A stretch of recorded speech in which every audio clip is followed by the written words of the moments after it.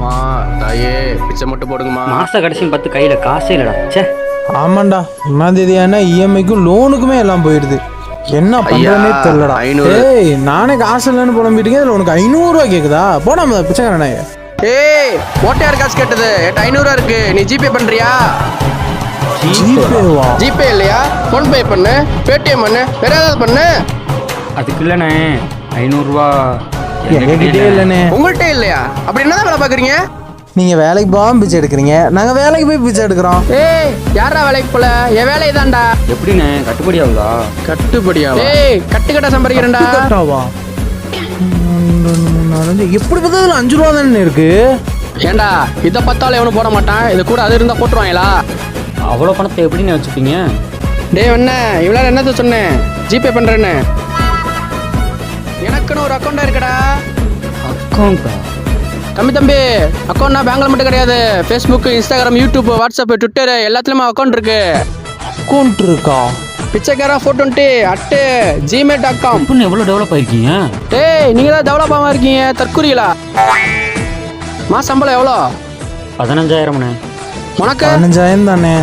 எனக்கு எவ்வளோ சொல்லு? என்னண்ணே, ஒரு 4,000 ரூபா சம்பாதிப்பீங்களா? டேய், மாசம் 30,000 சம்பாதிக்கண்டா. 30,000?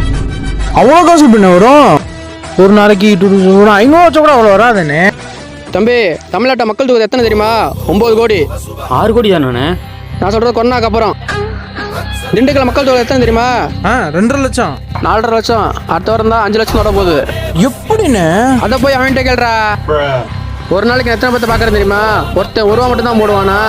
ஏன் 10 ரூபா போடுவான், 50 ரூபா போடுவான், 100 ரூபா போடுவான், ஏன் 2000 ரூபா கூட போடுவான். ஆனால் உங்களோட பசங்க கிட்ட வந்தான்னு வச்சுக்க, என்னோட பிச்சைக்காரங்க 1 ரூபா கூட போட மாட்டாங்க. அது எப்படிண்ணே? கொஞ்சமா நியாயம் வேணாமா? நம்புற மாதிரி சொல்லுங்க.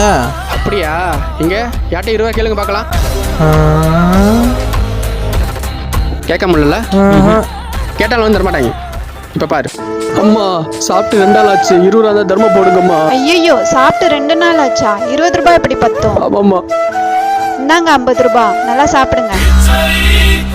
தற்குறி 20 ரூபா கேட்டா 50 ரூபா போட்டு போகுது. இந்த மாதிரி எத்தனை பேர் இருக்காங்க தெரியுமா? வேணா ஒன்று பண்ணுங்க, அடுத்த வாரம் சேர்ந்து நாங்க மாநாடு நடத்துறோம், வந்து சேருங்க, டிப்ஸாக தான் கிடைக்கும். என்ன மாநாடுன்னு? பிச்சை எடுங்க, ஜிஎஸ்டி விடுங்க. கரெக்டா? இந்தா இந்த 50 ரூபா, 2 பேரும் டிப்ஸ் வச்சுக்கோங்க. ஏண்டா, ஒரு பிச்சைக்காரன் கூட நம்மளை மதிக்க மாட்டேங்கிறான். அப்படி இருக்கு நம்ம நிலைமை. தம்பி, லவ் எதை பண்றீங்களா? இல்லைண்ணே.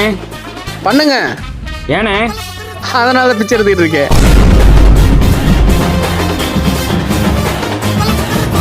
பிச்சை எடுங்க, ஜிஎஸ்டி விடுங்க.